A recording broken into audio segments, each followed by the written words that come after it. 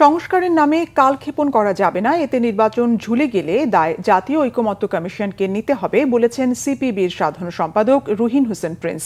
প্রয়োজনীয় সংস্কার শেষে দ্রুত নির্বাচন দিতে হবে। আর জাতীয় ঐকমত্য কমিশনের সহসভাপতি ডক্টর আলী রিয়াজ বলেছেন, গণতন্ত্র প্রতিষ্ঠার জন্য কাজ করছেন তারা। রিপোর্ট করছেন ইমরুল কায়েস।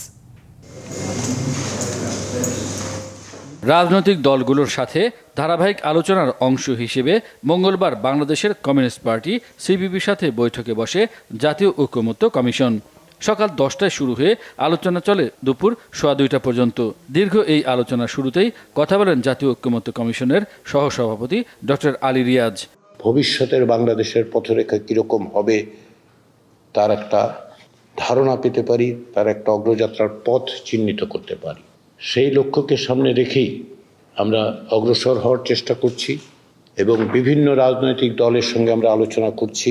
বৈঠক শেষে গণমাধ্যমের সঙ্গে কথা বলেন সিপিবির প্রতিনিধি দলের সদস্যরা।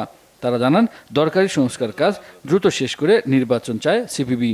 সংস্কারের নামে অন্য কোনো নামে যদি কালক্ষেপণ করে নির্বাচনকে বিলম্বিত করি, কারণ নির্বাচনই হচ্ছে জনগণের ম্যান্ডেট দিয়েই রাষ্ট্র পরিচালনা এবং গণতন্ত্রের ধারা এগিয়ে যাওয়া, তাহলে কিন্তু একটা ক্ষতিকর জায়গায় যাবে।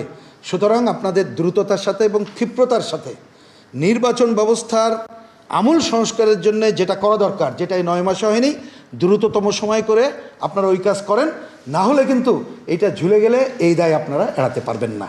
প্রধানমন্ত্রী পদে 2 মেয়াদের বেশি না থাকা এবং নারী আসনে সরাসরি ভোটের বিষয়ে একমত হলেও গণপরিষদ কিংবা সাংবিধানিক পরিষদ গঠন এবং সংসদে উচ্চকক্ষের বিষয়ে দ্বিমত আছে বলে জানান সিপিবি নেতারা। অর্থাৎ গণতন্ত্র, মানুষের ভোটাধিকার।